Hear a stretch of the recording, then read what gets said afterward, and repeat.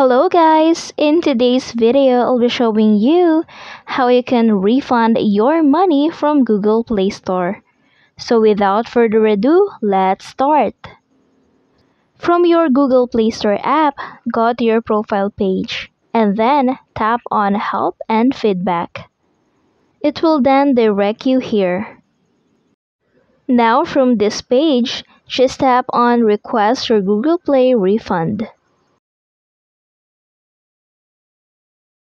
Now, as we can read from Google Play's refund policies, we can have your refund depending on situation. To know if you can get a refund, just tap on this. Next, to request a refund, just tap on this one.